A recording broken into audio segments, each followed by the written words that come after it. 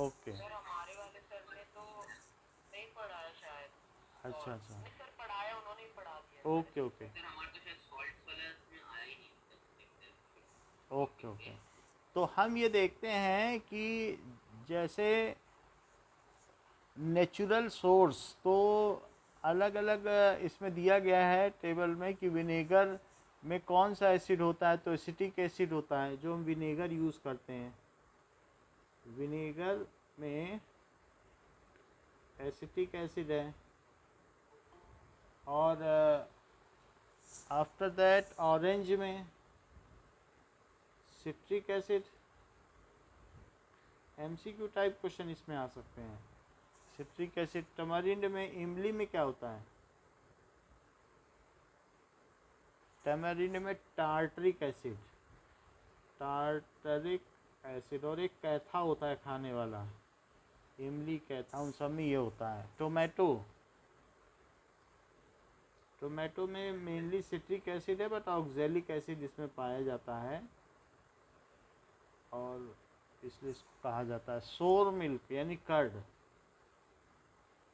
जब मिल्क खराब हो जाता है, जब उसका लैक्टेशन हो जाता है, लैक्टोबैसिलस बैक्टीरिया जब उसमें प्रोलिफरेट कर जाते हैं, पैदा हो जाते हैं, तो कौन सा उसमें है?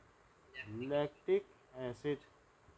लैक तो इन बैक्टीरिया को कौन सा मीडियम चाहिए आगे बढ़ने के लिए, रिप्रोडक्शन करने के लिए? क्या एसिडिक मीडियम? और अगर मैं इस दूध में थोड़ा सा बेकिंग सोडा डाल दूं, बेसिक कर दूं इसको, तो क्या कभी वो जम पाएगा कि कभी भी ख़राब नहीं होगा? बताओ। नहीं हुआ सर खराब। इसीलिए जो दूध वाले होते हैं वो क्या करते हैं, क्या वो उसमें सोडा डाल देते हैं? और आपके घर में जो दूध आता है क्या उसमें झाग बनती है? ऐसा लगता है जैसे किसी ने साबुन डाल दिया हो। Citric acid. तो मम्मी शिकायत करती हैं कि इसमें आपने सोडा बहुत ज़्यादा डाल दिया है। एंट स्टिंग। तो एंट स्टिंग है जो लाल चींटी है, उसमें मीथेनोइक एसिड होता है। एसिड। मीथेनोइक एसिड का दूसरा नाम क्या है? का फॉर्मिक एसिड। और चींटी को क्या कहते हैं? क्या फॉर्मिका, लाल चींटी को। और उनके जो आ, ये रेड आंट को ये कहते हैं। और इसी तरीके से जो एसिटिक एसिड है तो वो क्या होता है? एसिटोबैसिलस बैक्टीरिया से बनता है क्या? बैसिलस का मतलब रॉड लाइक, ये बैसिलस है।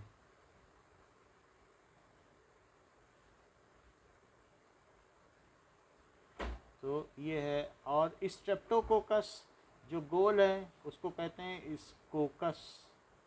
तो उसी से स्ट्रेप्टोकोकस जो दांतों में लग जाता है। तो अलग अलग शेप की वजह से नाम दिए गए हैं। अब ये एसिटोबैसिलस बैक्टीरिया, ये भी रॉड है। और ये लैक्टोबैसिलस भी, जो दही के बैक्टीरिया होते हैं, लैक्टोबैसिलस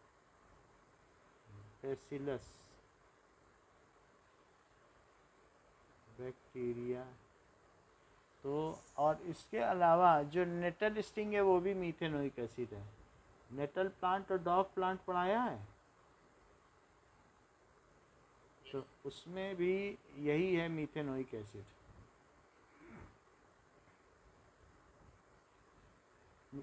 एसिटिक एसिड का फार्मूला आपको जानना चाहिए, CH3COOH। इसी तरीके से मीथेनोइक एसिड का फार्मूला भी जानना चाहिए, HCOOH। ऐसा होता है। तो ये एसिड है। क्यों एसिड है? क्योंकि जो CH3COOH है, CH3 ये है, और COOH, फिर ये C आएगा, और फिर उसके बाद एक O ये, और एक OH ये। तो ये वाला जो H है यही एसिडिक है, यही निकलता है, बाकी कोई नहीं निकलता। ये सब कोवेलेंट बॉन्ड है, यही टूट जाता है। तो ये एसिडिक हाइड्रोजन है। अगर आप सोचते हैं कि और दूसरे हाइड्रोजन भी एसिडिक हैं तो फिर आप गलती पर हैं। तो ये CH3 और फिर C डबल बॉन्ड, और ये O यहाँ तक रहता है, और इसके अलावा टूट क्या जाता है, क्या ये H प्लस अलग हो जाता है, और इसे जिसको कि अभी तक हम एसिटिक एसिड कहा करते थे, क्या अब उससे एसिटेट आयन बन गया है? इसे आपने क्या कहा? Acetic acid. और अब ये क्या बन गया है? एसिटेट आयन और हाइड्रोजन आयन। तो ये एसिटेट आयन और हाइड्रोजन आयन बन गए हैं।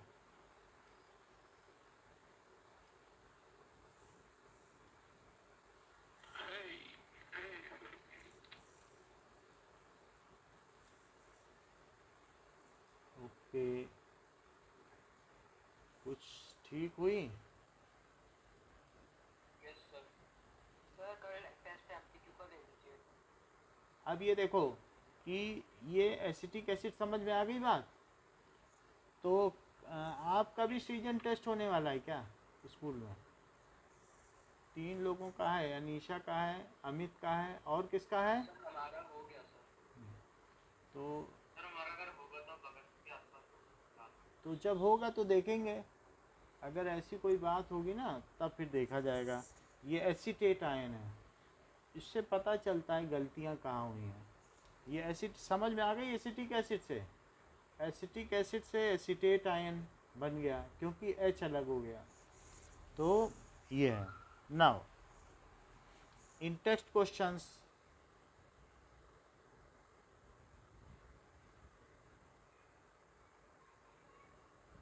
so you have two solutions A and B. The pH of solution A is 6 and pH of solution B is 8. अभी चैट ना करें, जब होगा तो फिर देखा जाएगा। If anything such happens then we will be well prepared for it. To solution है, the pH of solution A 6 है। तो पहला सवाल क्या कह रहा है कि pH of सॉल्यूशन A, हाँ बोलो, 6 है, and pH of solution B it is equals to 8। तो आपसे क्या पूछा जा रहा है? Which solution has more hydrogen ion concentration?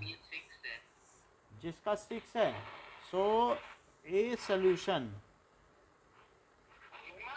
Has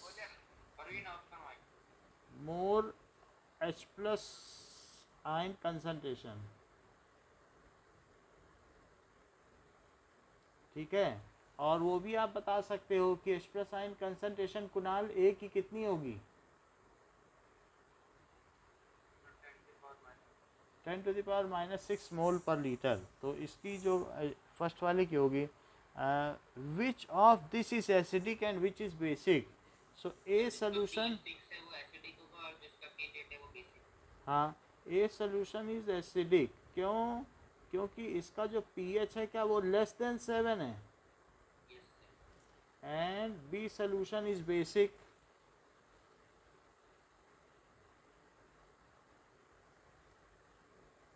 क्योंकि इसका pH ग्रेटर देन 7 है। सेकेंड क्वेश्चन पूछा गया है, what effect does the concentration of H plus ion have on the nature of solution? So हाँ, यानी H प्लस आयन की concentration अगर ये ज़्यादा हुई OH आयन से तो सोल्यूशन क्या होगा? Is acidic. और अगर H प्लस आयन की कंसंट्रेशन इक्वल हो गई OH के, न्यूट्रल। और अगर H प्लस की कम हुई तो OH आयन से, देन सोल्यूशन इज बेसिक। तो यही इफेक्ट है। अगर आपसे पूछा जाए H प्लस आयन की कंसंट्रेशन का क्या इफेक्ट है तो ये इफेक्ट है। Now third, do basic solutions also have H plus ion Kunal? क्या बेसिक NaOH है उसमें भी H प्लस होंगे? हाँ, yes, basic solutions also have H plus ions, but these ions are lesser than, लेकिन ये आयंस किससे होते हैं? Laser than OH ion. हाँ, तो OH आयंस ज़्यादा होंगे इसीलिए वो बेसिक है, लेकिन होते सभी में हैं। अब देखो, under what soil condition do you think a farmer would treat the soil of, बोलिए। ये ना रीजन की तो नंबर लेस हो जाएगा। हाँ, यही रीजन हो गया कि also, but these ions are lesser than OH ions, these ions are lesser, यही रीजन है। यानी आप ये लिख सकते हैं कि जो H+ आयन की कंसंट्रेशन है वो लेस होती है OH आयन की इन बेसेस, यही इसका रीजन है, तभी वो बेसिक है। Now under what field condition a farmer should treat the soil, वो क्विक लाइम से कब ट्रीट करना चाहिए, उसकी ज़मीन कैसी हो? हाँ, when soil is acidic, that is pH is less than 7, then farmer should treat it with bases like quicklime, CaO, chalk, CaCO3 और लाइम सोल्यूशन उसका, और स्लेकेड लाइम। स्लेकेड लाइम को मिल्क ऑफ लाइम भी कह सकते हैं, मालूम है? उसका जो नीचे बसता है CaOH होल ट्वाइस, उसी का पाउडर वो भी डाल सकता है, that is CaOH whole twice, वो भी डाल सकता है to bring pH of soil near 7, जिससे कि उसकी ज़मीन 7 तक की आ जाए, न्यूट्रलाइज हो जाए, तो उसमें फिर कुछ भी उगाया जा सकता है। मोर अबाउट, क्या डालेंगे सर उसको ठीक करने के लिए? जैसे जिसमें H+ आयन ज़्यादा है तो उसमें ये सब डाल दो। तो ये सब क्या हैं? ये सारे बेसेस हैं। क्यों बेसेस हैं? क्योंकि अगर आप CaO डालोगे तो CaO डालोगे और बारिश हो जाएगी, आप सिंचाई करोगे, तो क्या उस ज़मीन में CaOH होल ट्वाइस पैदा होगा? मतलब ये हो जाए, बन जाएगा, और क्या ये OH जो रिलीज़ होंगे वो एक्सेस H+ को न्यूट्रलाइज कर देंगे क्या? बताओ, क्योंकि इसमें OH आयन रिलीज़ होंगे ना जैसे ही पानी पड़ेगा तो। और क्या यही OH आयन जो ज़मीन आपकी एसिडिक है, जिसमें H+ आयन ज़्यादा है, उसको वो न्यूट्रलाइज कर देंगे? अगर आपने न्यूट्रलाइज नहीं कराया तो आपके सीड्स जल जाएंगे। तो इसलिए एसिडिक ज़मीन में ज़्यादा चीज़ें नहीं उगाई जा सकती हैं, तो उसको न्यूट्रलाइज करना पड़ेगा, ट्रीट तो करना पड़ेगा। गलत यूरिया डाल देने से भी कभी कभी सॉइल ख़राब हो जाती है। So more about salt,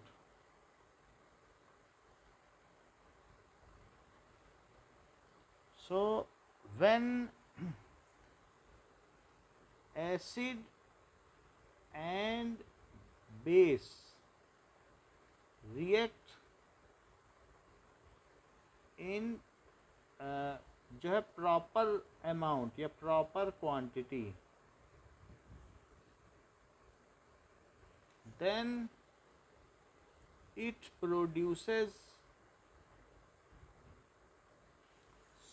salt and water। उससे क्या बनेगा? Salt and water. प्रॉपर का क्या मतलब है? जैसे कि अगर मैंने HCl लिया, दोनों का सेम होगा वैल्यू। ये ठीक बता रहे हैं। मान लो अगर आपने 1 मोल ये लिया है पर लीटर में, तो 1 मोल पर लीटर इसकी कंसंट्रेशन है, तो ये भी 1 मोल ही लो पर लीटर NaOH। तो इन दोनों में H+ और OH आयन की कंसंट्रेशन क्या 1 मोल पर लीटर ही होगी? क्योंकि 1 मोल पर लीटर है तो दोनों रिलीज़ करेंगे, ये H+ रिलीज़ करेगा, ये OH रिलीज़ करेगा, और इसमें NaCl बन जाएगा, और क्या बन जाएगा? NaCl और वाटर बन जाएगा कि नहीं? तो NaCl क्या है, क्या सॉल्ट है, और ये वाटर है, तो ये एसिड हो गया, और ये बेस। तो कुणाल ने बहुत ठीक बात बताई, if acid and bases are taken in equimolar quantity, उन्होंने बोला है equimolar.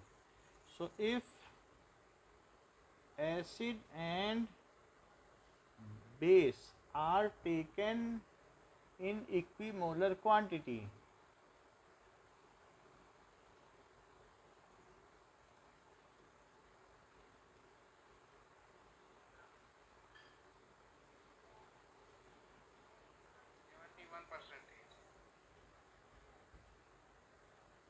okay, are taken in equimolar quantity, then they neutralize each other.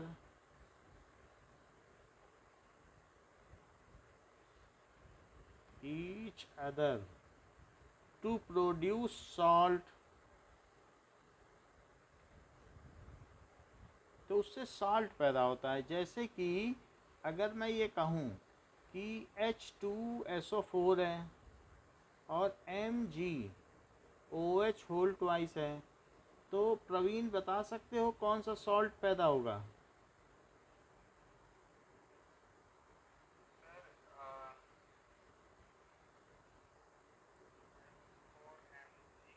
अच्छा, आयुष बताइए। इतना ठीक है, आयुष बताओ।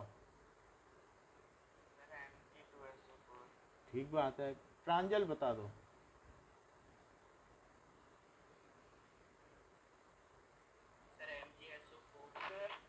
MgSO क्या बताइए? सर अमित ने बता दिया। अमित ने बताया।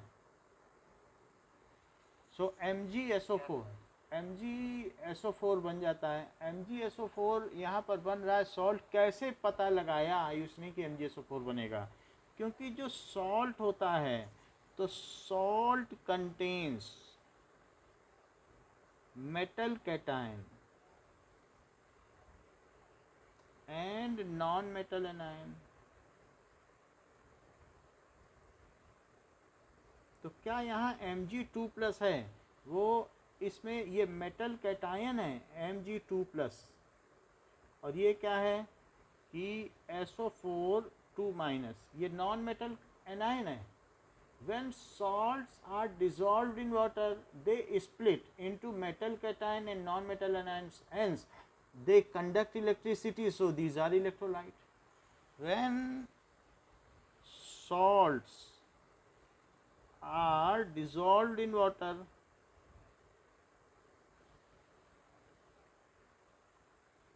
then they dissociate. वो डिसोसिएट हो जाते हैं, इसीलिए तो सॉल्युबल हैं। Dissociate in water as metal cation and non metal anion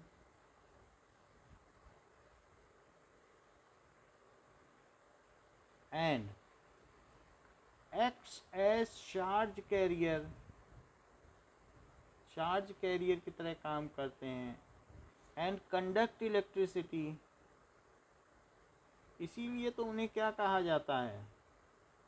so these are called, इसलिए इन्हें क्या कहा जाएगा कि दीज आर कॉल्ड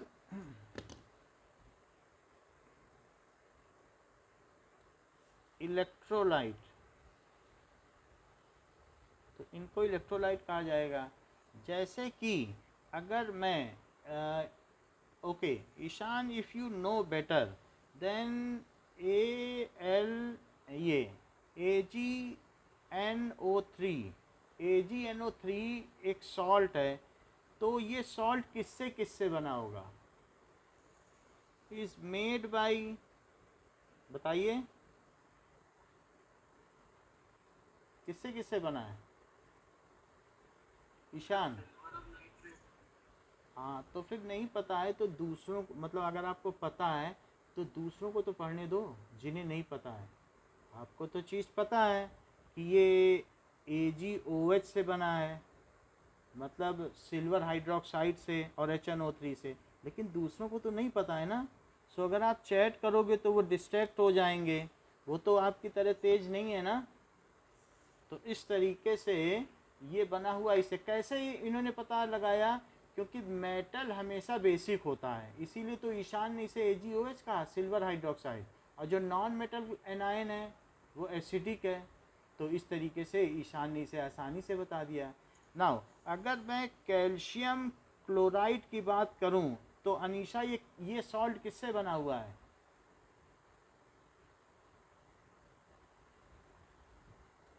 ओके सृजन, ये सॉल्ट किससे बना हुआ है? CaOH whole twice and HCl से बना है। और इसी तरीके से MgNO3 होल ट्वाइस, ये सॉल्ट किससे बना हुआ है?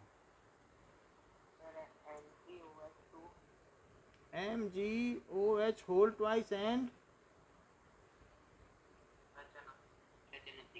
HNO3। Ishan Al2SO4 whole thrice salt किससे बना है? Aluminium sulphate.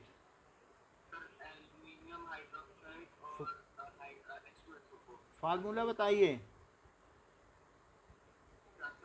फार्मूला।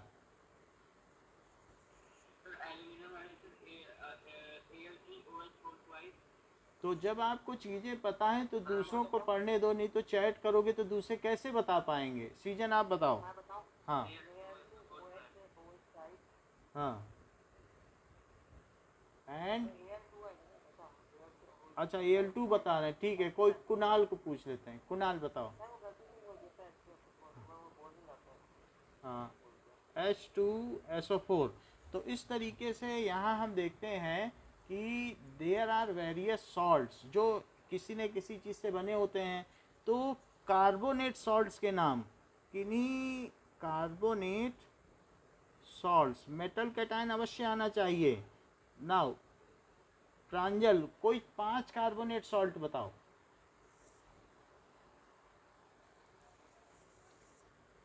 सर पाँच, sir calcium carbonate, sir sodium carbonate, better formula बताते जाइए। सर Na2CO3, सर और sir sodium bicarbonate by carbonate नहीं बताना, बाई कार्बोनेट सॉल्ट अलग होते हैं, जो सर नहीं होते क्या? वो अलग पूछेंगे ना, by carbonate by sulphate. Sir sir barium carbonate BeACO3, beryllium नहीं ना, बेरियम बता रहे हो तो बेरियम बोलो, बेरिलियम कहो तो बी बोलो। सर बेरिलियम नहीं कहा, बेरियम नहीं कहा था सर वो। ठीक है हाँ। और सर और याद नहीं आ रहा। और याद नहीं आ रहे हैं? अनीशा बताओ, अनीशा आप हैं? बताओ दो और। ये आवाज़ नहीं आएगी। अच्छा हाँ, और बोलो। एक के नाम से कौन ज्वाइन है? हाँ सर मैं बोलूं? बोलो। Potassium carbonate sir MgCO3 magnesium carbonate. MgCO3, एक और बोलो। Sir zinc carbonate. ZnCO3। Potassium carbonate का क्या होता है? K2CO3। तो ये चीज़ हो गया carbonate salts. Now Anisha, am I audible? Sulphate salts. Okay now yes, sulphate salts के नाम बताओ। यश, अस्मित,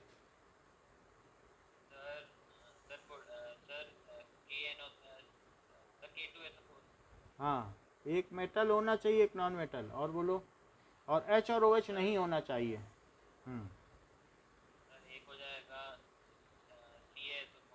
और और सर MgSO4 और क्या MgSO हैं? बोलो बोलो, क्या बताया? MgSO4 और सर NaSO4 कुछ नहीं होता। वैलेंसी तो ठीक करो, Na की एक है, सल्फेट की दो है। आप सिंपली उसकी वैलेंसी इधर तो ट्रांसफ़र करो, तो तब तो ठीक बनेगी बात, नहीं तो न्यूट्रल ही नहीं रहेगा। और बोलो, एक और बोलो। CuSO4, ये भी सही बात है। नाउ ये तो सल्फेट साल्ट हो गए। अब नाइट्रेट सॉल्ट्स, नाइट्रेट सॉल्ट्स हमें बताने हैं। सो यश, आर यू देयर? यश नहीं है, ईशान आप बताओ। सर सोडियम नाइट्रेट तो फार्मूला बताओ बेटर है। NaNO3 हाँ, सर कॉपर नाइट्रेट यानी CuNO3 और CuNO3 और और सर एल्यूमिनियम नाइट्रेट सर ये वाली AlNO3 होल प्राइस। और बोलो, दो और बता दो।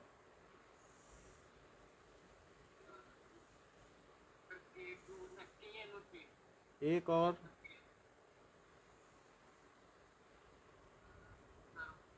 याद नहीं आ रहा। चलो, क्या? MgNO3 का होल ट्वाइस हो गया, तो ये हो गया। इसके अलावा बाइकार्बोनेट साल्ट, बाइकार्बोनेट के भी सॉल्ट होंगे, तो जिसमें HCO3 आता हो उसे बाइकार्बोनेट कहा जाता है। अनीशा अगर आवाज़ पहुंच रही है तो बताओ।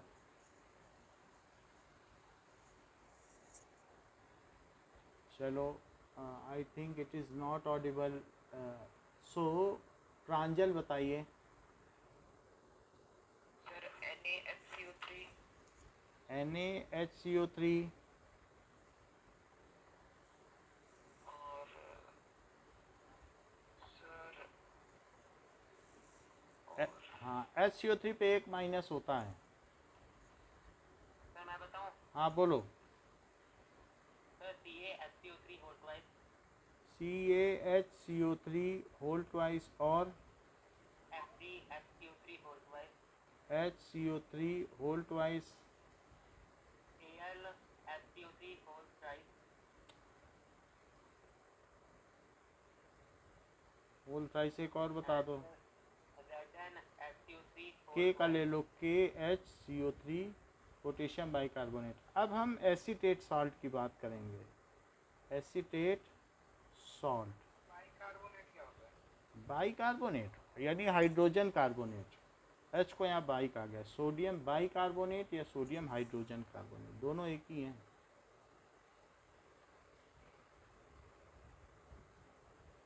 एक ही बात है। HCO3 minus. अब एसीटेट साल्ट जिसमें CH3COO माइनस आता हो, बताओ सीजन,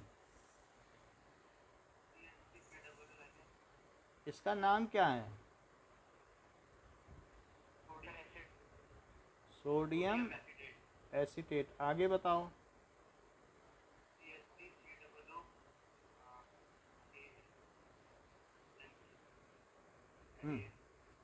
कि इसका क्या नाम है?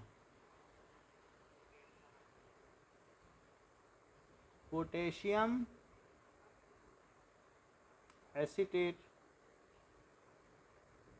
और इसके अलावा CH3COO होल ट्वाइस Mg को क्या कह सकते हैं?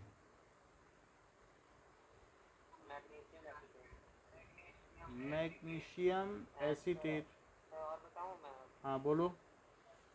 CH3CO whole twice Ca that is calcium acetate. and CH3COO whole twice इतना ठीक है। अब हम बात करेंगे बाईसल्फेट सॉल्ट्स। जैसे सल्फेट होता है वैसे HSO4 माइनस, इसके कुछ बताओ।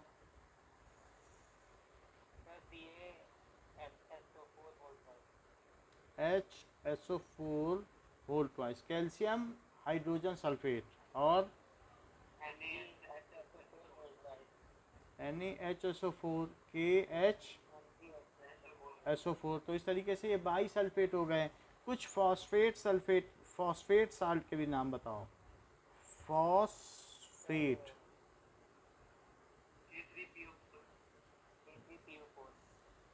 K3PO4, अच्छा बताया है जिसने भी बताया। आपसे पहले किसने बताया सीजन?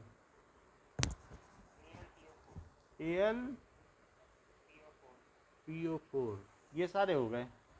या NaPO4। और अगर कैल्शियम में बनाएंगे तो कैसे बनाएंगे?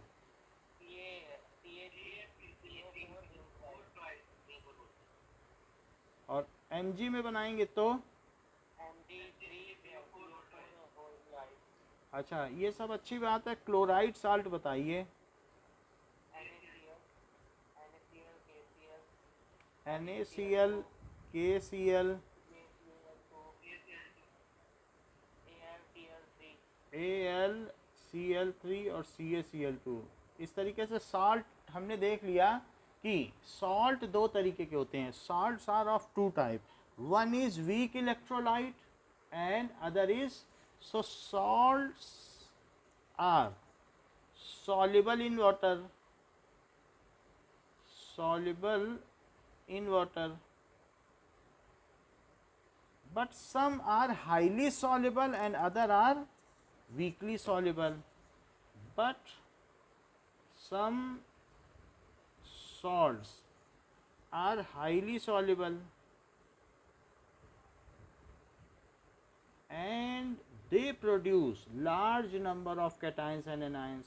They produce, उनका कैटाइन और एनाइन में टूटना ही तो सॉल्युबिलिटी है। Large number of anions and cations and conduct electricity with A vigour, और बड़ी तेजी से इलेक्ट्रिसिटी कंडक्ट करते हैं। Conduct electricity at greater extent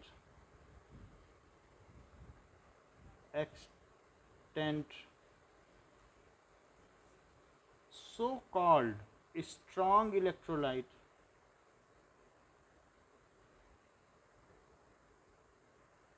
While other salts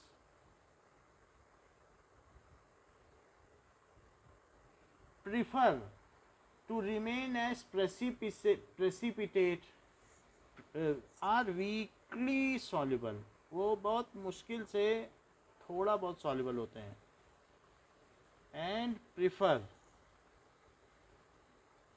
to remain as precipitate in solution, जैसे कि PbI2 का प्रेसिपिटेट, लेड आयोडाइड का, BaSO4 का प्रेसिपिटेट, ऐसे बहुत सारे प्रेसिपिटेट होते हैं जो सॉल्यूशन में रहते हैं। तो ये चीज़ है, these conduct electricity in very small amount,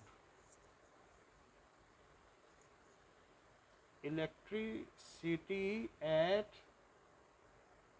very small amount and called, और इसलिए क्या कहलाते हैं?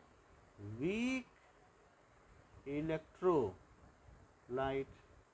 तो जो सॉल्ट होते हैं वो अपने नेचर के आधार पर दो भागों में डिवाइड किए जा सकते हैं। कौन कौन से? कि salt on extent of dissociation, कितना डिसोसिएट हो रहे हैं, इनके दो तरीके हैं। दैट इज वीक इलेक्ट्रोलाइट और दूसरा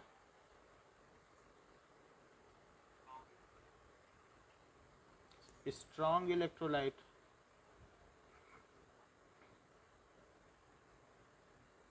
वीक इलेक्ट्रोलाइट में BaSO4, AgCl2, जो भारी भारी हैं वो सारे आ जाएंगे, PbI2, ठीक है। और जबकि स्ट्रॉन्ग इलेक्ट्रोलाइट में NaCl हल्के वाले, KCl, ये सारे आ जाएंगे। और इसी तरीके से जैसे CuSO4, CuCl2 ये है, तो ये सारे आ जाएंगे। तो यहाँ पे ये चीज़ आ जाएगी। तो किसमें MgCl2 भी इधर आ जाएगा, हल्का ही है। और MgSO4 ये है। मेनली कार्बोनेट एंड क्लोराइड्स, जो ये chloride salt and sulphate salt are highly soluble and carbonate salt are weakly soluble. तो ये भी चीज़ है कि जो भी है क्लोराइड सॉल्ट्स जिसमें Cl माइनस आता हो, एंड सल्फेट सॉल्ट्स जिसमें SO4 माइनस 2 माइनस आता हो, salts are highly soluble in water।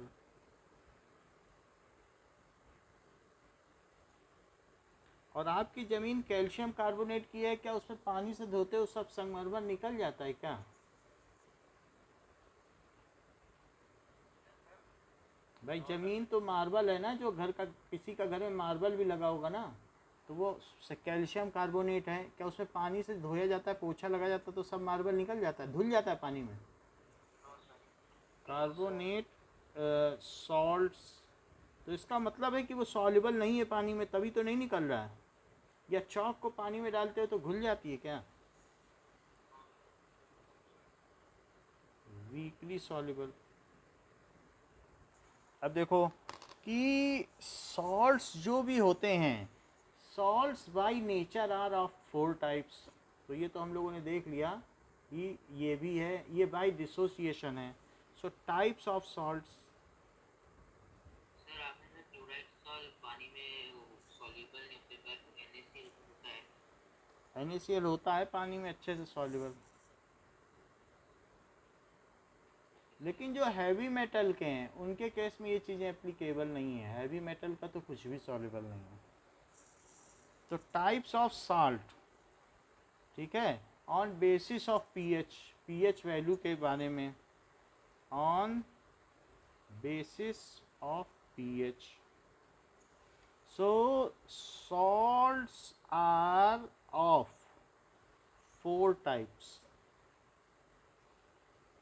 acidic salts, basic salts, neutral salts, ठीक है। ये यानी लगभग आपको 3 सॉल्ट्स बता दिए हैं, और एक है कि वीकली एसिडिक और वीकली बेसिक सॉल्ट। तो अभी आपको 3 टाइप ही मैं बता रहा हूँ, 3 तरीके के सॉल्ट बता देता हूँ। ये देखो, सबसे पहले एसिडिक सॉल्ट देखो,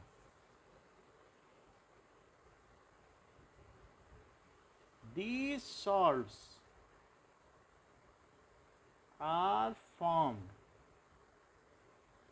by mixing strong acid and weak base, and weak base। क्या अगर मैं HCl और NH4OH को मिला दूं तो क्या होगा बताओ, क्या बनेगा? क्या अमोनियम क्लोराइड बन जाएगा, NH4Cl? और HOH बन जाएगा वाटर। क्या ये एक सॉल्ट है? सॉल्ट। भले ही इसमें मेटल कैटायन ना हो, लेकिन एक एनायन और एक कैटायन तो है ही, तो एक सॉल्ट तो है ही ना। अब बताइए,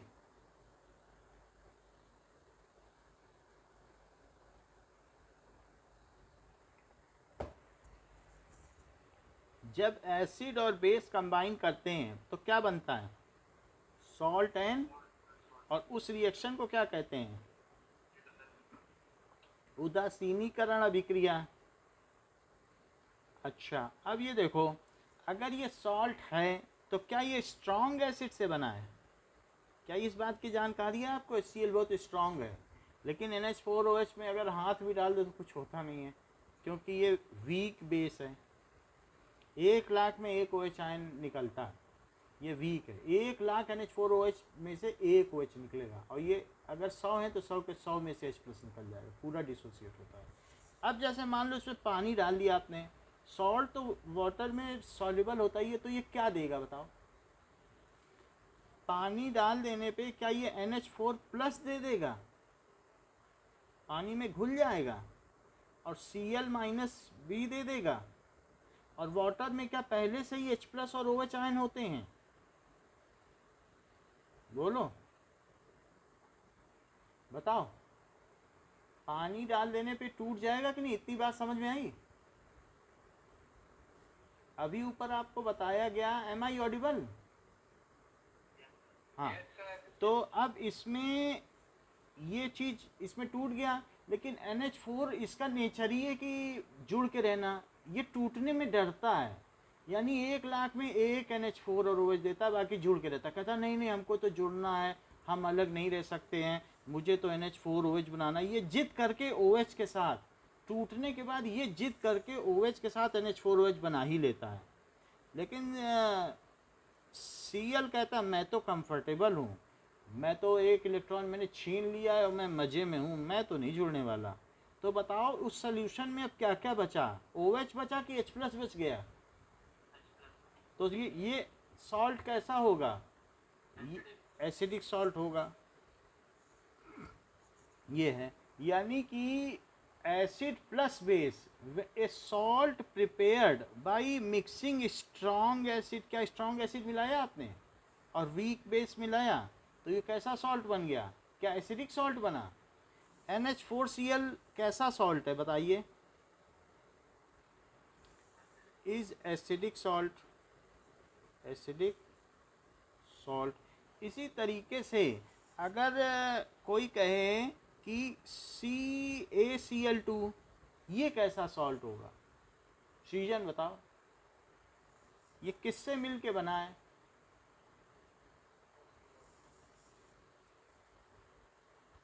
बताइए। Is made by HCl plus CaOH whole twice. तो चूना है, उतना खतरनाक नहीं है, लोग हाथ भी लगा लेते हैं, कोई दिक्कत नहीं है। तो इसमें क्या ये स्ट्रॉन्ग एसिड है और उसकी तुलना में ये वीक बेस है। तो ऐसी स्थिति में ये कहेगा हमें तो मिलना है, मिलने के चक्कर में H+ रह जाएगा, Cl तो नहीं मिलेगा इससे। तो ये कैसा सॉल्ट है? So it is acidic salt. पहली बात समझ में आ गई एसिडिक सॉल्ट क्या होता है? तो ये बताओ Asmit, what does it mean by acidic salt? Acidic salt क्या होता है?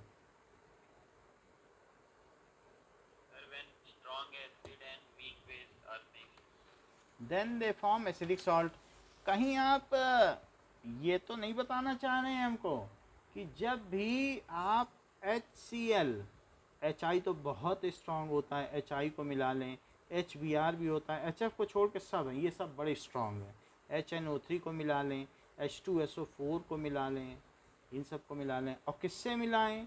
क्या NH4OH से, ऐसे वीक बेस से, या फिर आप इसको ऐसे मिला लें CaOH होल ट्वाइस से, जो कि बहुत वीक बेस है, या MgOH जिसको कि लोग एंटासिड की तरह पी जाते हैं, मिल्क ऑफ मैग्नीशिया, उससे मिला लें।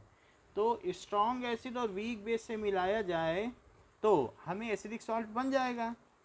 और हमने लिस्ट भी दे दी है, स्ट्रॉन्ग एसिड और वीक बेस। यदि ऐसी बात है और अनीशा आप हमें सुन रही हैं, तो ऐसे बनने वाले एसिडिक सॉल्ट्स के ज़रा हमें नाम बता दीजिए, कौन कौन से बनेंगे? इनको इससे मिला के बना दो।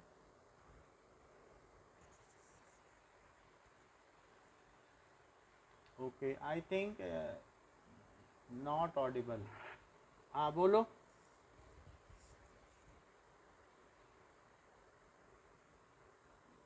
आवाज़ नहीं आ रही है। कुणाल बताओ, थोड़ा तेज बोलो, और थोड़ा तेज बोलो, बहुत धीमे आ रहे हो। वो छोड़ दो, साल्ट के नाम बताओ।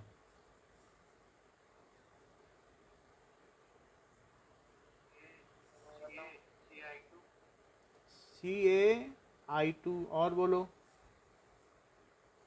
MgBr2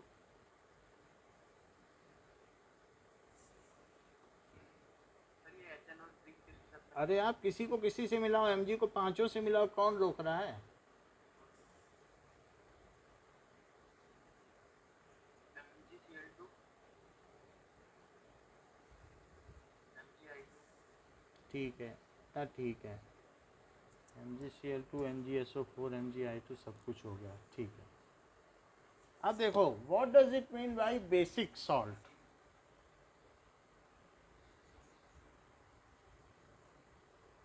सो बेसिक सॉल्ट की डेफिनेशन सीजन बताओ। Sir, when a weak acid and strong base react, then हाँ, the salt will be formed as a salts formed when weak acid and strong base reacts।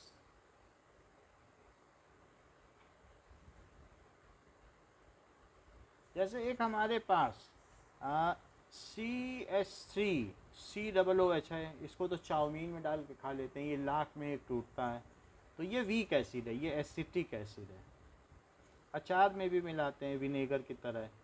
अच्छा, और इसमें मैंने NaOH डाल दिया, बहुत खतरनाक है, स्ट्रॉन्ग एसिड है। तो इनके मिलाने से क्या चीज़ बनने वाली है? CH3COONA, जो कि सोडियम एसीटेट और वाटर बन जाएगा। तो सोडियम एसीटेट में अगर अब पानी डाल दिया जाए तो सॉल्ट के अलग अलग कलर होते हैं। जैसे हमारे कोचिंग में भी बहुत तरीके के सॉल्ट डिब्बियों में भर के रखे हैं और बहुत सारे हमने दिखाए भी हैं फर्स्ट चैप्टर में। तो यदि इसमें वाटर डाल दिया गया है तो क्या ये CH3COO माइनस में टूट जाएगा एक्वियस, और Na प्लस में टूट जाएगा एक्वियस, पानी से घिर भी जाएगा। और पानी में पहले से ही क्या क्या होते हैं, तो बताओ कौन जिद करने लगेगा कि मुझको दूसरा आयन चाहिए और मुझे न्यूट्रल रहना है? OH नहीं जिद करेगा, Na प्लस तो बड़ा कंफर्टेबल है, इसीलिए तो वो स्ट्रांग है। वो छोड़ देता है तो छोड़ देता है, उसने अगर 100 हैं तो 100 छोड़ देंगे, भूल के भी वापस नहीं लेंगे। ले लें तो फिर स्ट्रांग किस बात के? 100 NaOH डालोगे तो 100 OH देंगे, उन्हें लालच नहीं लेने का। Na प्लस अपने आप में ही स्टेबल है। बोलो कौन लेगा? ये दोनों कहेगा मैं तो कहाँ टूटता था, आपने गलती से बना दिया और अब टूट नहीं सकता हूँ, मुझे जब मिल गया मेरा साथी तो मैं तो अब नहीं रहने वाला हूँ। तो CH3 क्या, इसे ठीक से लिखो, ये मिसप्रिंट हो चुका है। तो और यहाँ OH आयन होगा, तो ये कैसा सॉल्ट हो गया बताओ? पानी में डालने के बाद क्या चीज़ इसमें बच गई? तो ये बेसिक हो गया। ऐसे ही अगर हमारे पास बहुत वीक एसिड हो, जैसे हमने आपको HCOOH फॉर्मिक एसिड का नाम बताया, CH3COOH का नाम बताया, और HF, ये 3 वीक एसिड हैं।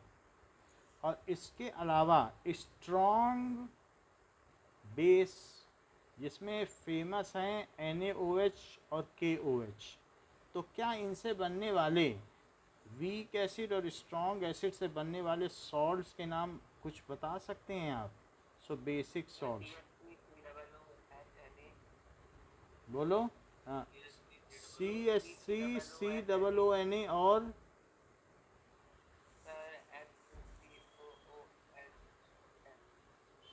ये सोडियम फॉर्मेट, ये अच्छा बताया, सोडियम फॉर्मेट। जैसे ये सोडियम एसीटेट बताया था, और बोलो। HCOOK, इसका क्या नाम होगा? पोटेशियम फॉर्मेट है, और बोलो।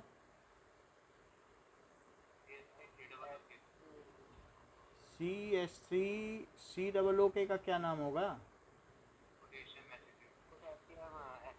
पोटेशियम एसीटेट, और एक बोलो,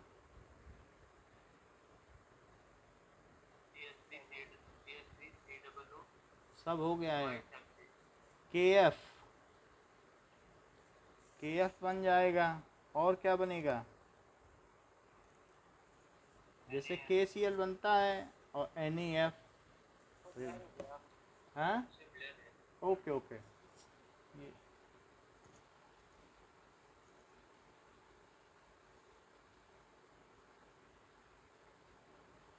पढ़ के आ रहा है भाई, मैसेज में टॉप करेगा ये।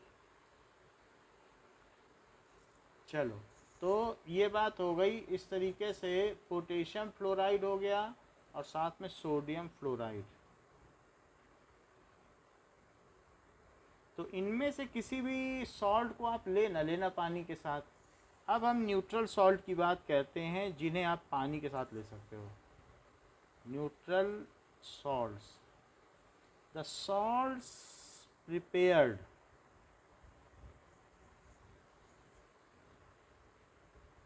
by mixing strong acid and strong base।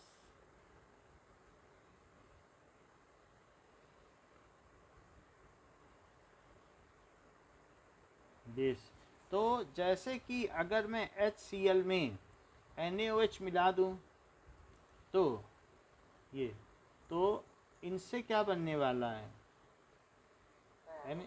यहाँ तक कि हम लोग हर महीने 150 ग्राम तक नमक खा जाते हैं पर पर्सन। कुछ होता है NaCl खाने में, पर मंथ का कंजम्पशन। तो क्या ये न्यूट्रल सॉल्ट है? हाँ बोलिए। H2O कर दो। तो क्या ये न्यूट्रल सॉल्ट है? स्ट्रॉन्ग एसिड और स्ट्रॉन्ग बेस। अब देखो, अगर इसमें पानी डाल दिया जाए तो क्या होगा, वाटर डाल देने पर ये किस में टूट जाएगा? क्या ये Na प्लस एक्वियस और Cl माइनस एक्वियस और H प्लस और OH माइनस, तो बताओ इसमें कौन क्या लेना पसंद करेगा? कोई कुछ नहीं लेगा, कहेगा हम तो ऐसे ही फ्री हैं।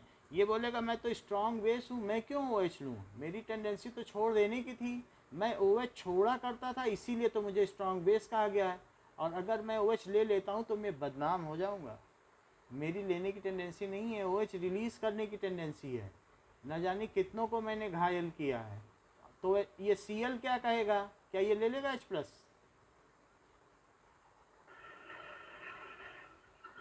ये भी नहीं लेगा, कहेगा मैं तो स्ट्रॉन्ग एसिड हूँ and I always have rendered CH+ ion from my solution, so I am at no cost I am ready to accept H+ ion. कोई कुछ भी नहीं लेगा। तो क्या सोल्यूशन में H+ और OH की कंसंट्रेशन इक्वल बनी रहेगी? जब कोई कुछ ले ही नहीं रहा है तो जितना पानी में H+ और OH टूटा हुआ है क्या वो उतना ही रहेगा? 10⁻⁻7 और 10⁻⁷। और इस वजह से ये कैसा सॉल्ट हुआ, क्या न्यूट्रल हुआ? कोई ले ही नहीं रहा है तो फिर न्यूट्रल सॉल्ट हुआ। अगर हम ये आपको बता दें कि स्ट्रॉन्ग एसिड कौन कौन से हैं और स्ट्रॉन्ग बेस कौन कौन से हैं, strong base, then you will be able to form HNO3 और H2SO4 और ये KOH और NaOH। तो इनसे बनने वाले न्यूट्रल सॉल्ट कौन कौन से हुए?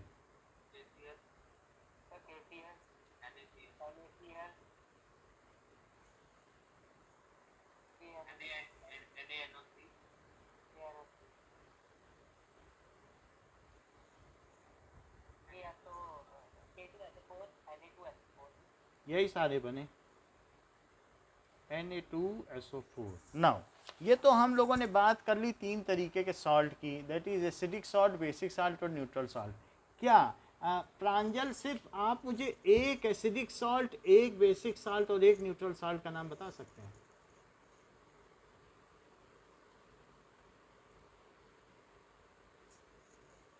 क्या सर क्वेश्चन समझ नहीं आया। अच्छा कोई बात नहीं, क्या आप मुझे एक एसिडिक सॉल्ट का एग्जांपल दे सकते हो?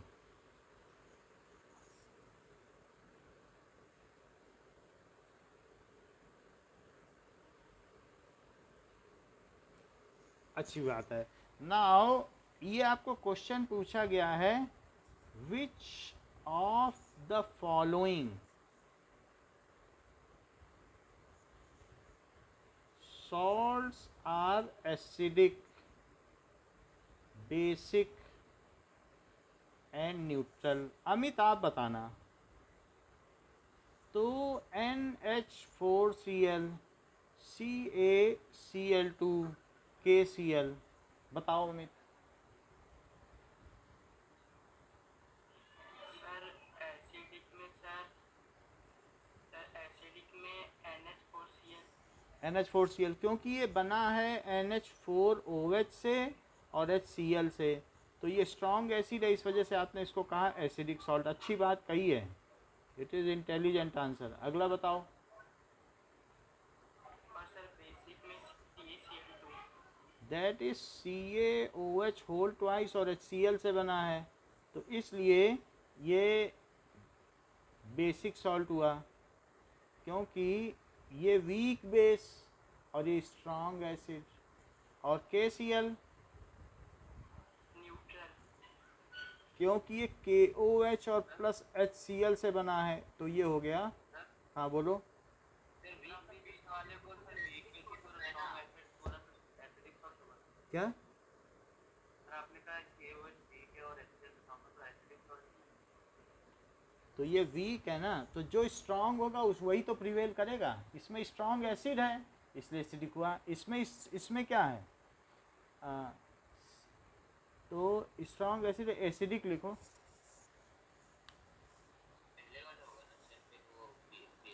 ये गलती से लिख दिया, ये भी तो एसिडिक ही है, ठीक है। और इस तरीके से अब बताओ कि NH4Cl कैसा होगा? NH4Cl तो हो गया। नाउ अब हम देखेंगे कि स्ट्रॉन्ग बेस ये CH3COONA कैसा होगा? अमित बताइए।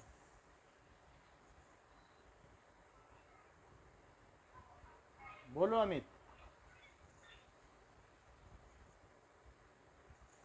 ये किससे बना है?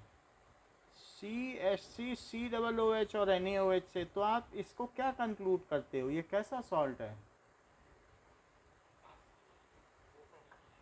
बेसिक है, क्योंकि इसमें बेस स्ट्रॉन्ग है और एसिड कैसा है? वीक, इसलिए ये बेसिक सॉल्ट हुआ। अब जरा देखो, that is chemicals from common salt.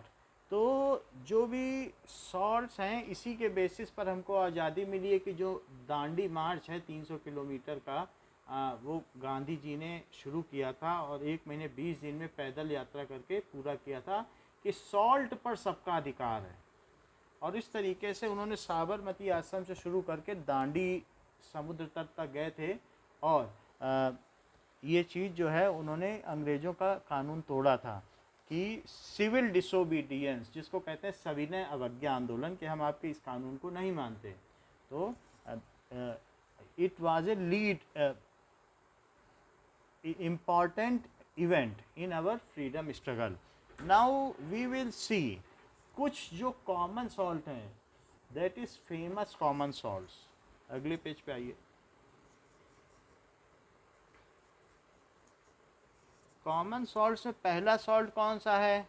That is from sodium chloride a number of important chemicals are formed from sodium chloride. Page number 30 है। Chloride a number of important chemicals are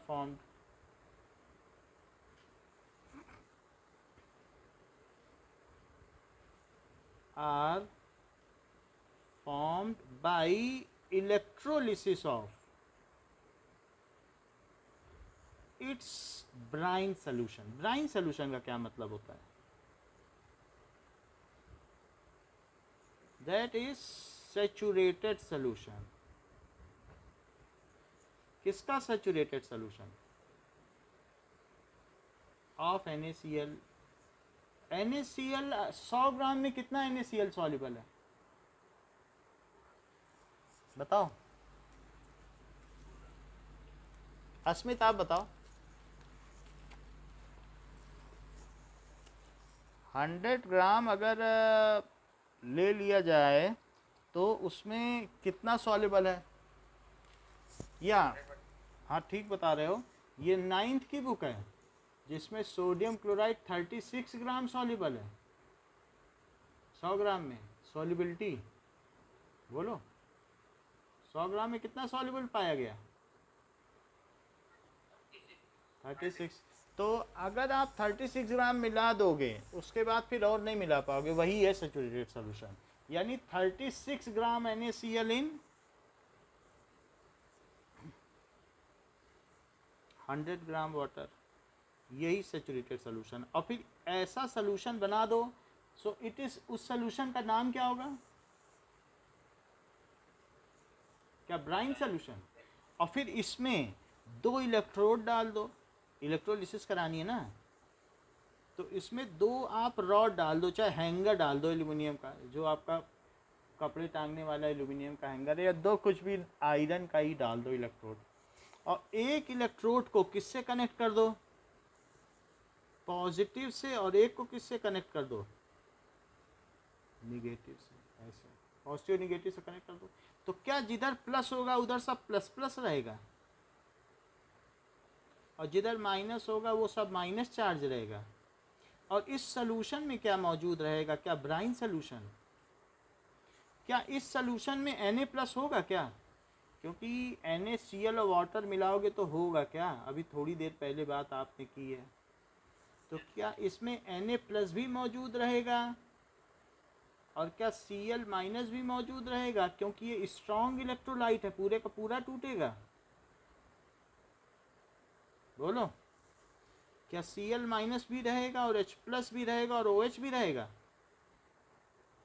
अच्छा ये बात बताओ कि Cl- और OH- में कौन जाएगा इसके पास, प्लस के पास?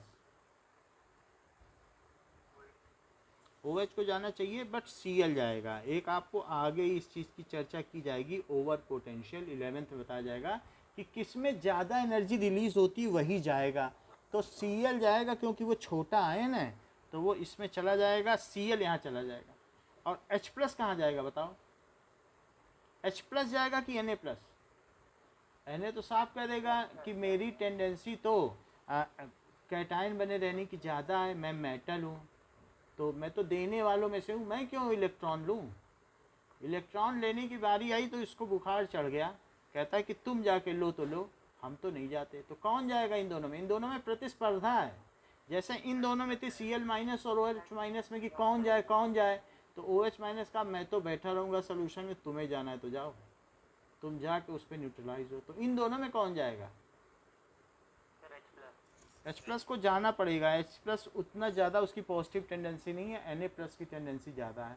जैसे हम लोगों ने फर्स्ट चैप्टर में एक्टिविटी सीरीज देखी थी कि नहीं, लिखवा सरनाका मगल मंजन, तो वहीं यहाँ पर। अब बताओ, जहाँ एनायन जाए उसे क्या कहोगे? और जहाँ कैटायन जाए उसे क्या कहोगे? Where anion goes that is called anode, उसे क्या कहते हो?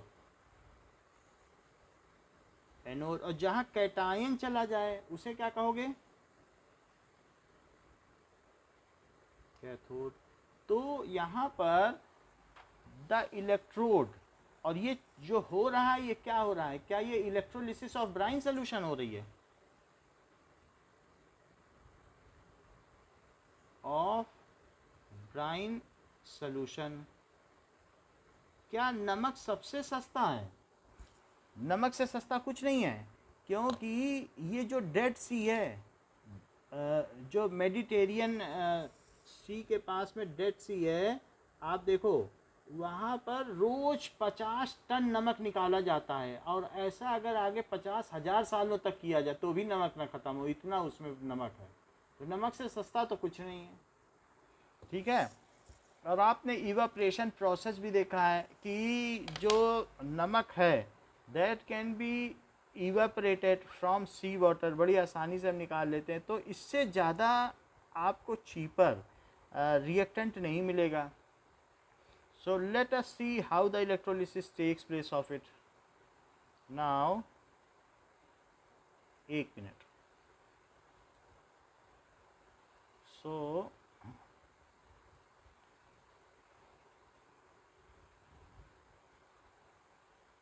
just hold.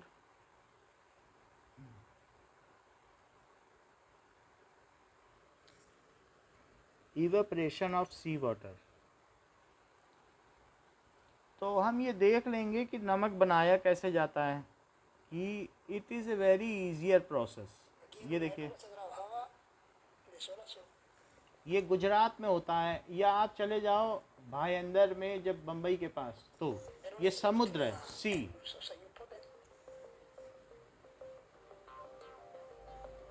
तो सी वाटर है और उसमें नमक तो रहता ही है सी में।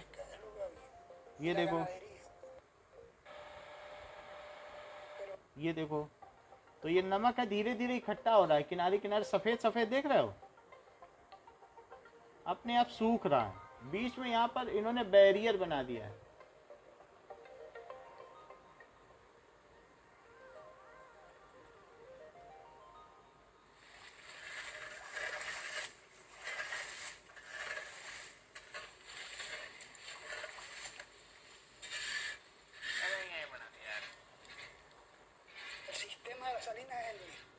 नाउ अब देखो, यहाँ पर ये देख लीजिए कि सिर्फ ये बैरी, ये नमक बन रहा है। नमक बनाने में कुछ भी नहीं लगता है, बड़े आसानी से नमक बन जाता है। जस्ट एक मिनट।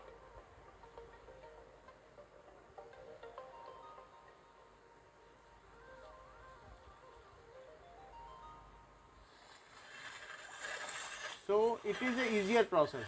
बस उसको इकट्ठा करो सी के किनारे, पानी उड़ जाएगा और नमक बन जाएगा। क्या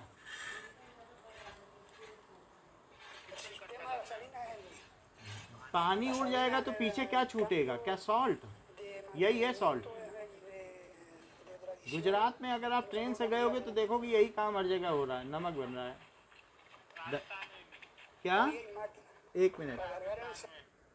राजस्थान में सी के पास होगा, जहाँ पर भी होगा। सांबर लेक के पास भी होता है। Yes, it is correct.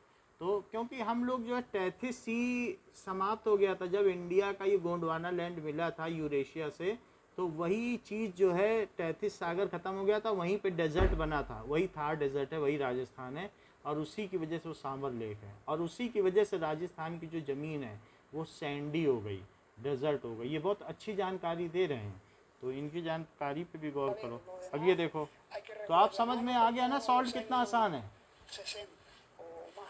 पानी से निकाल कर बस ये इकट्ठा करते जाओ। अब देखो, और इस तरीके से बहुत सारा फिर बनाया जा सकता है। नाउ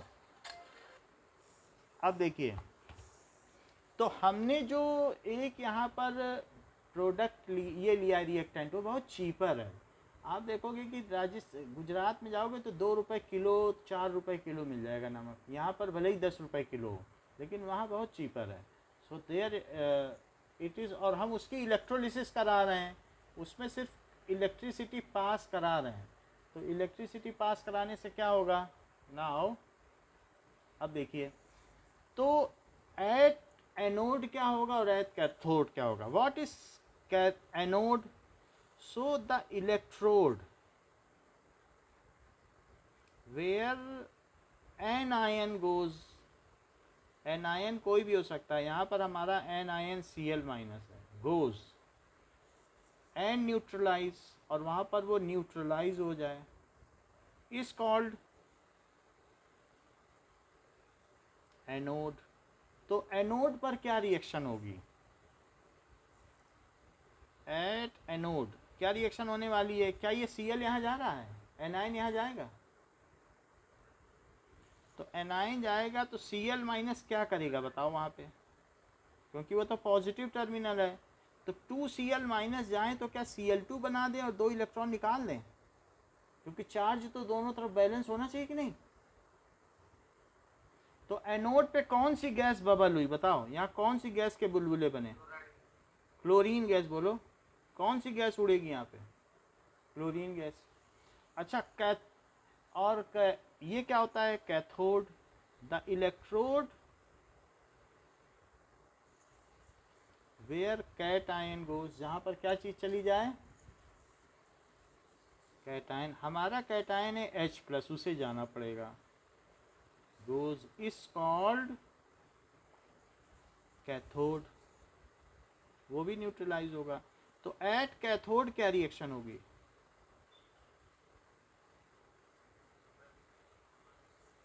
क्या वहाँ H+ जाएंगे और जो इलेक्ट्रॉन इनके द्वारा छोड़े गए हैं, यहाँ पे ये Cl माइनस गया और इलेक्ट्रॉन छोड़ दिया, क्या इलेक्ट्रॉन करंट की उल्टी दिशा में चलता है? देखो करंट ऐसे चलती है, तो बताओ इलेक्ट्रॉन कैसे चला? क्या उल्टा? इलेक्ट्रॉन के चलने से होता क्या है?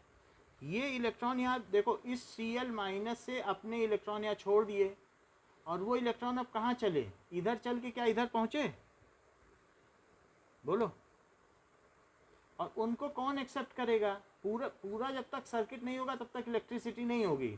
तो अलग अलग मेटल के अपनी अपनी रिएक्टिविटी है, उसकी वजह से ही इलेक्ट्रिसिटी प्रोड्यूस होती है। तो अब इलेक्ट्रॉन जब यहाँ एक्सेस होते गए, Cl माइनस सब अपने इलेक्ट्रॉन छोड़ रहे हैं, तो अगर यहाँ इलेक्ट्रॉन ज़्यादा हो जाएंगे और यहाँ कम, तो क्या पोटेंशियल ग्रेडियंट नहीं पैदा हो जाएगा? दोनों में अंतर। यहाँ 10 हो जाएंगे, यहाँ 1 भी न रहे, ऐसा संभव है कि इलेक्ट्रॉन फिर चलने लगेंगे?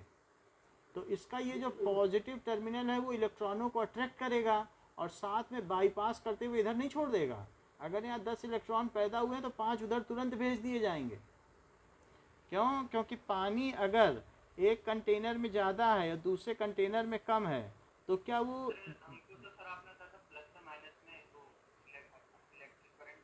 ये देख लो, तो पानी यहाँ ज़्यादा है यहाँ कम है, तो क्या पानी यहाँ से यहाँ भेज दिया जाएगा? तो अब यहाँ पर इलेक्ट्रॉन है, इलेक्ट्रॉन इधर से इधर जाएंगे और चार्जेस कैसे जाएंगे? Positive charge. करंट कैसे जाती है? देखो अभी इन्होंने बता भी दिया कि जो करंट है वो प्लस से माइनस चल रही है। बहुत अच्छी बात कही है। पॉजिटिव चार्ज के चलने को, जिन्होंने इलेक्ट्रिसिटी पढ़ी है उन्हें मालूम है कि करंट क्या होती है। बताओ किसके चलने को करंट कहते हैं? ये देख लो, ये देखिए कि ये चीज़ है। तो यहाँ पर एक टर्मिनल ये है और एक टर्मिनल ये है, तो इस टर्मिनल पर हमने यहाँ पर क्या कर दिया? पॉजिटिव और ये माइनस, ये कर दिया। सो अब ये देखिए कि इस प्रोसेस को कहते हैं इलेक्ट्रोलिसिस। पानी का टूटना, पानी टूटता जा रहा है और इधर उधर इकट्ठा होता जा रहा है। तो यहाँ पर Cl माइनस कहाँ गया? क्या इधर चलता गया? और H+ कहाँ गया? क्या यहाँ चला? और Na कहीं नहीं गया, बोला हम सोल्यूशन में रहेंगे, हमें नहीं जाना है कहीं। और OH भी नहीं गया, बोला I am comfortable with negative charge. तो ये Na+, अच्छा ये क्या पॉजिटिव टर्मिनल है, ये निगेटिव टर्मिनल है? और पॉजिटिव टर्मिनल की ओर क्लोराइड आयन दौड़े और निगेटिव टर्मिनल की ओर H+ आयन दौड़े। जिधर जिधर निगेटिव चार्ज जाता है या एनायन जाता है उसे क्या कहते हैं? बोलो, क्या वो एनोड कहलाता है? दोनों ही इलेक्ट्रोड हैं, लेकिन जिधर एनायन जाए उसे एनोड और जिधर कैटायन जाए उसे कैथोड।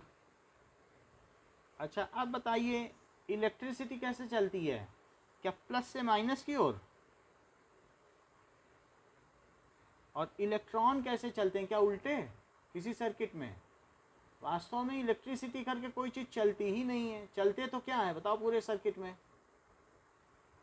इलेक्ट्रॉन। तो हम अपनी कम जानकारी की वजह से हमेशा ऐसा कहते रहे कि पॉजिटिव चीज़ चलती है, चीज़ें जानकारी नहीं थी। लेकिन फिर बाद में हम लोगों ने कहा कि अब जो एक चीज़ एक बार मान लिया गया वही ठीक है, अदरवाइज जो इलेक्ट्रिसिटी है उसके अपोजिट में इलेक्ट्रॉन चलते हैं। तो जब यहाँ पर Cl माइनस ने अपने इलेक्ट्रॉन दिए तो क्या वे इलेक्ट्रॉन पॉजिटिव टर्मिनल की ओर दौड़ेंगे? बताओ, इलेक्ट्रॉन छोड़ेगा कि नहीं है क्लोरीन? Cl2 बनाता जा रहा है गैस, ये ऊपर देखो 2Cl माइनस ने Cl2 बना दिया और दो निगेटिव चार्ज से, तो इधर भी हमने देखो रिएक्शन बैलेंस की है, चार्जेस भी बैलेंस किए हैं, दो निगेटिव इधर दो निगेटिव इधर। अभी इन इलेक्ट्रॉनों का क्या होगा? क्या ये इधर दौड़ेंगे प्लस चार्ज की ओर? अब बैटरी उनको ट्रांसफर कर देगी इधर। तो अब यहाँ पर अगर निगेटिव आएंगे तो H प्लस क्या करेगा बताओ? क्या वो उन दोनों इलेक्ट्रॉनों को ले लेगा और H2 बना देगा? चेक कर लो, 2 प्लस और 2 माइनस न्यूट्रलाइज होगा कि नहीं? और सोल्यूशन में क्या बचा रहा? सो इन इलेक्ट्रोलिटिक बेड या सोल्यूशन में क्या बचा रहा? क्या Na बचा रहा और OH बचा रहा, जो कि NaOH बनाएगा। अच्छा, एट एनोड क्या बना? क्या एनोड पर एनायन गए और उन्होंने Cl2 बनाया और 2 इलेक्ट्रॉन दे दिए, और एट कैथोड क्या हुआ?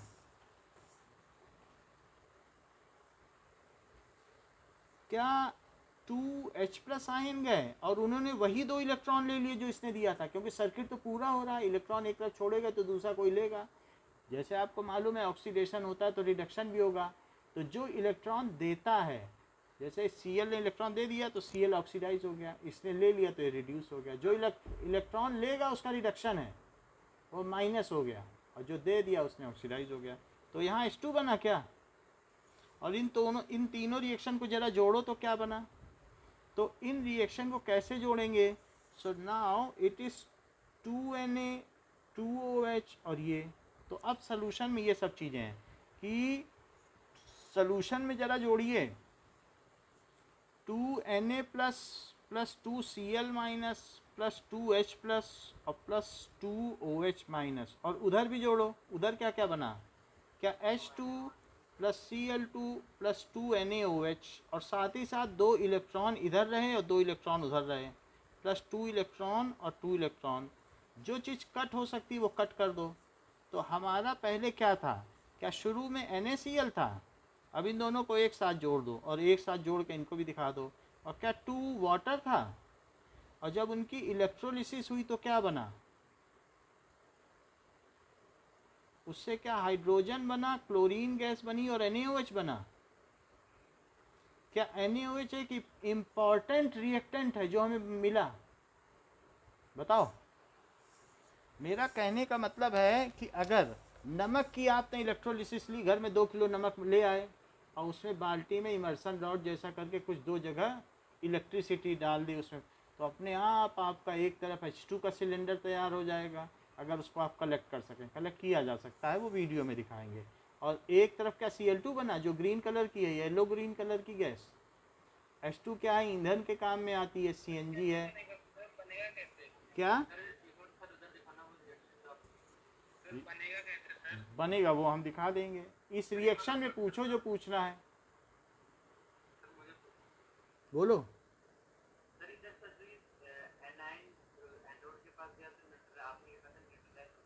हाँ, न्यूट्रलाइज हो गए तो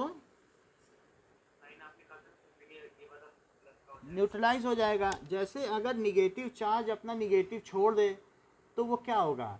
Cl माइनस था, तो Cl माइनस का मतलब समझते हो कि क्या उसने किसी का एक इलेक्ट्रॉन बाहर से लूट लिया है। Cl माइनस यही होता है कि नहीं? और दूसरे Cl ने भी यही किया। क्या उसने एक होते 7 है लेकिन मैं 8 दिखा रहा हूँ, जरा देखो तो। देखा आपने? तो अच्छा, तो यहाँ पर देखो इन दोनों में क्या दिखाया गया कि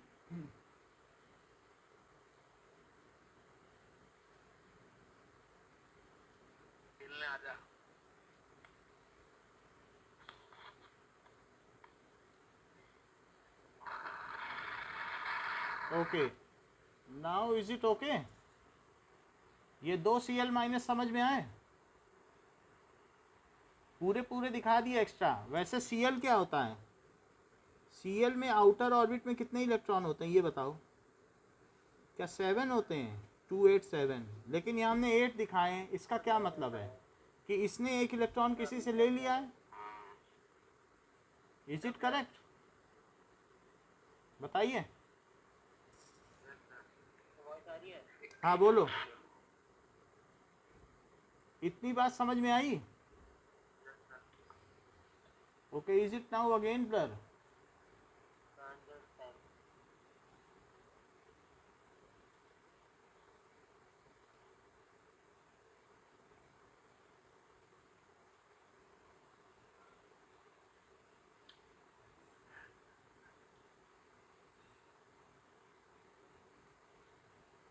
अभी ठीक है? तो इन दोनों ने कहा, अच्छा इन दोनों ने क्या कहा? हाँ, इन दोनों ने बोला कि हम एक एक इलेक्ट्रॉन अपना छोड़ते हैं, और ये एक इलेक्ट्रॉन मैंने छोड़ दिया, और अब मैं बनाता हूँ Cl। एक छोड़ दिया, देखो एक कम कर दिया। और इसने भी क्या कहा, ठीक है मैं भी छोड़ देता हूँ। इन्होंने कहा ऐसा करते हैं हम लोग आपस में साझेदारी करेंगे, और वो छोड़ दिया। एक इसका इसने लिया तो क्या इसके 8 हो गए, और इसने इसका लिया तो क्या इसके 8 हो गए? बोलो। तो क्या Cl2 बन गया और 2 इलेक्ट्रॉन बन गए? बोलो, ये बात समझ में आई कि कैसे न्यूट्रलाइजेशन हुआ? और क्या यही दोनों इलेक्ट्रॉन वहां भेज दिए गए दूसरे टर्मिनल में? और H+ तो सिर्फ एक प्रोटॉन होता है। अगर उसको इलेक्ट्रॉन मिल जाए, एक इलेक्ट्रॉन एक H+ को मिल जाए और एक इलेक्ट्रॉन दूसरे H+ को मिल जाए, तो क्या वो दोनों लोग H2 ना बना लें? H+ क्या होता है? इसके आउटर में एक भी इलेक्ट्रॉन नहीं होता है। लेकिन अगर मान लो बैटरी ने दोनों को एक एक इलेक्ट्रॉन दे दिए, ये H+ है और ये H+ है, तो वहाँ से जो इलेक्ट्रॉन आए क्या उसे इसे दिया गया, और एक इलेक्ट्रॉन इसे दिया गया? बताइए। तो इस H में अब एक इलेक्ट्रॉन आ गया और इस H में एक इलेक्ट्रॉन आ गया, और इसने इससे ले लिया और इसने इससे ले लिया। जो H+ था वो इलेक्ट्रॉन के मिलने के बाद क्या अब H बन गया? प्रोटॉन और इलेक्ट्रॉन मिलकर न्यूट्रल हुए कि नहीं? और ये क्या बन गया, क्या H2? देखो H+ है सिर्फ प्रोटॉन, इलेक्ट्रॉन आ गया, इलेक्ट्रॉन आने के बाद क्या ये डॉट नहीं बना? समझ में आई बात? H+ को एक इलेक्ट्रॉन मिल गया तो H बना, दूसरे को मिला तो H बना। तो ये दोनों क्या बन गए? क्या H डॉट और H डॉट बन गए, और उनसे ये बना। Is it okay? तो इस चीज़ को हम लोग कल की क्लास में और देखेंगे कि क्या क्या हमारे प्रोडक्ट बनते हैं। Thank you.